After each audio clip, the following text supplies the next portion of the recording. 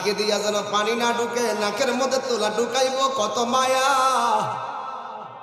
কান দিয়া যেন পানি না ঢুকে, কানের মধ্যে তুলা ঢুকাইব কত মায়া। গরম পানি দিবে না, বেশি ঠান্ডা পানিও দিবে না, কুসুম গরম জল দিবে কত মায়া। পুরাতন জামা পরাবে না, নতুন জামা কিনবে কত মায়া। আস্তে করে স্টিলের খাটের মধ্যে শোয়াবে কত মায়া। লাশটা ওজন হওয়ার পরও কাদের মধ্যে কষ্ট করে নিবে কত মায়া। ২০ ঘন্টার ভিতরে মাত্র ১ ঘন্টা লাগে না আল্লাহর হাজিরা দেওয়ার জন্য। আল্লাহ সুবহান, আল্লাহু আকবার, সুবহান আজিম ওয়া আলা। বান্দা যে বলবে আল্লাহ তুমি মহান, বাস আল্লাহ খুশি। নাকে দিয়া যেন পানি না ঢুকে, নাকের মধ্যে তুলা ঢুকাইব কত মায়া। কান দিয়া যেন পানি না ঢুকে, কানের মধ্যে তুলা ঢুকাইব কত মায়া।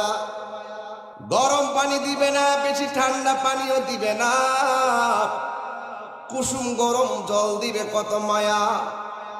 পুরাতন জামা পরাবে না, নতুন জামা কিনবে কত মায়া। আস্তে করে স্টিলের খাটের মধ্যে শোয়াবে কত মায়া।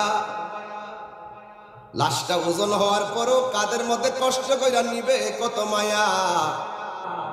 জানাজার মাঠে হাজার হাজার মানুষ নীরবে দাঁড়িয়ে থাকবে কত মায়া। কবরের মধ্যে আস্তে করে নিয়ে শোয়াইবে কত মায়া। বাঁশগুলো আস্তে আস্তে দে, চাটাইগুলো আস্তে আস্তে দে, মাটিগুলো আস্তে আস্তে দে, কত মায়া। এই মায়ার বন্ধন কেবলমাত্র মুসলমান হওয়ার কারণে আমাদের সম্ভব হয়েছে। আজকে ফুফুর কাছে আজরাইল আসছে, ফুফুর পাশে আপনজন বসা। হ্যাঁ, ফুফুর পাশে আপনজন বসা,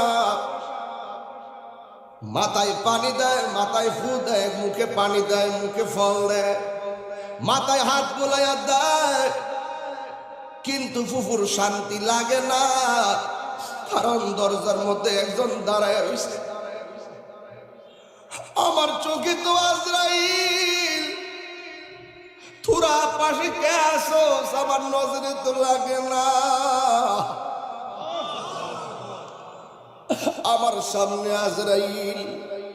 ফুফু যদি ইমানদার হয়, আজরাইল ইমানদারকে সালাম দিব।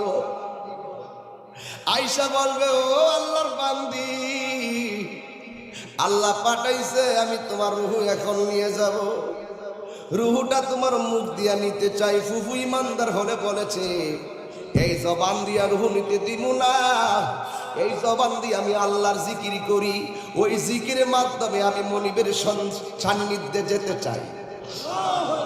তাইলে তোমার রুহুটা আমি কান দিয়ে নিয়ে যাবো। কয় না না, কান দিয়ে নিতে দিব না, এই কান দিয়ে আমি আল্লাহর জিকিরের আওয়াজ শুনবো। তোমার চোখ দিয়ে রুহুটা নিতে চাই। কয় না না, চোখ দিয়ে নেওয়া যাবে না, এই চোখ দিয়ে আমি আমার মালিকের দেখবো।